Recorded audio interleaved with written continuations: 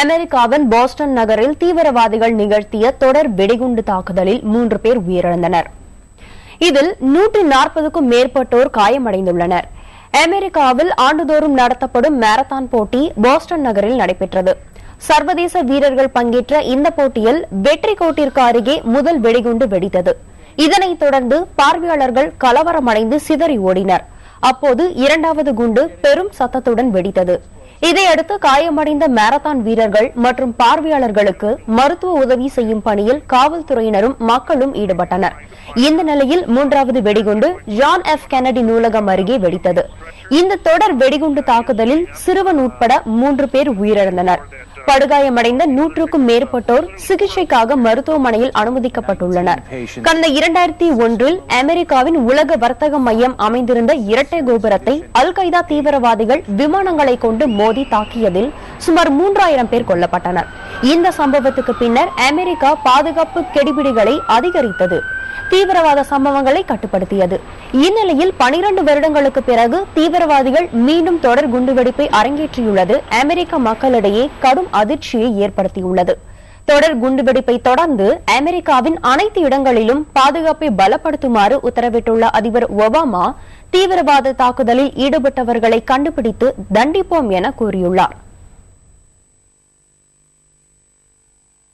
We still do not know who did this or why, and people shouldn't jump to conclusions before we have all the facts.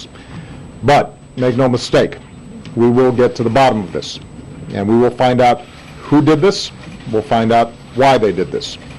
Any responsible individuals, any responsible groups will feel the full weight of justice.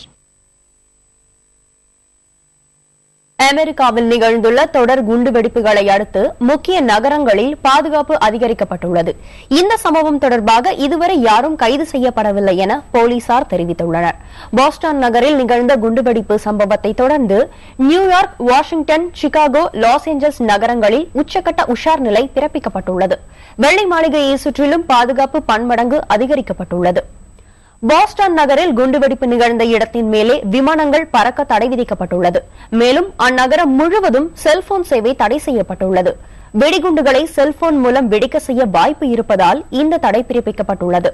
குண்டுவெடிப்பு காரணமானவர்கள் யார் என்பது குறித்து போலீசார் இதுவரை தகவல் எதுவும் தெரிவிக்கவில்லை என்ற போதிலும் இது தீவிரவாத தாக்குதல்தான் என்று செனட் புலனாய்வு கமிட்டி என்று தெரிவித்துள்ளது.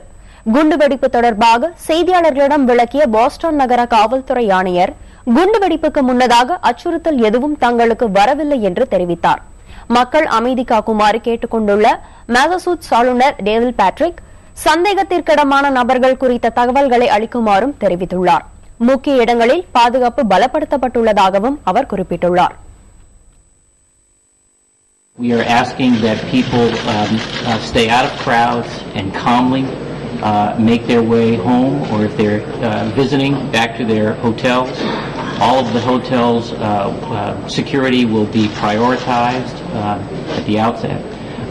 Again, if people have information, please use those tip lines.